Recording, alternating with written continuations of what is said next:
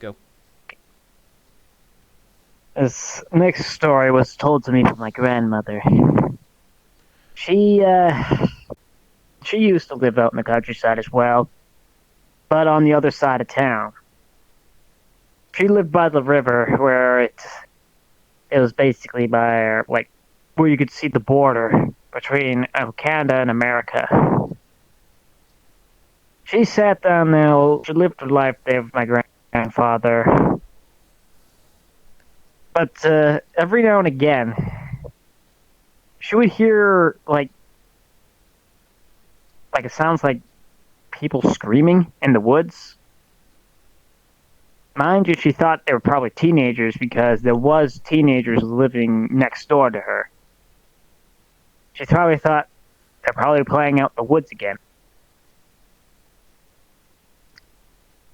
Later on, they heard the screaming again, but this time it was followed by a gunshot and silence. Startled, my grandmother called the police to send a search party out there to see if there's possibly a rogue gunman that's hiding in the woods.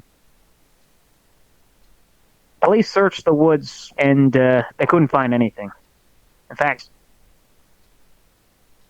there was no evidence of people even being in that particular area.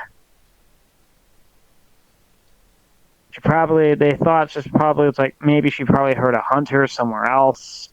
Probably they were there, just got spooked by the hunter because there was no blood, nothing. So my grandmother shrugged it off and continued on her day. A couple weeks later, same thing happens again.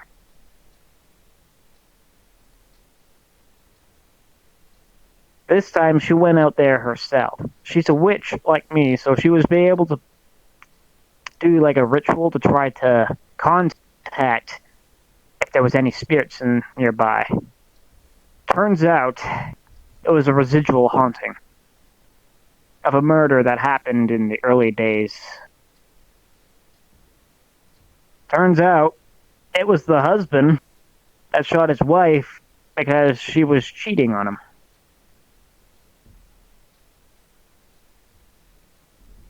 The spirit wasn't aware of anything. It's stuck in a residual haunt, meaning it's like in a time loop. It doesn't see you. It's not aware of its surroundings. It's like an echo. And that was what was playing out in that area.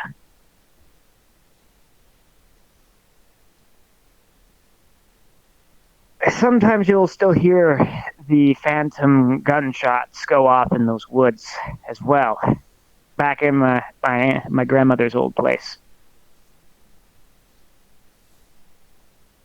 And sometimes at night you'll see these white mist going through the tree line.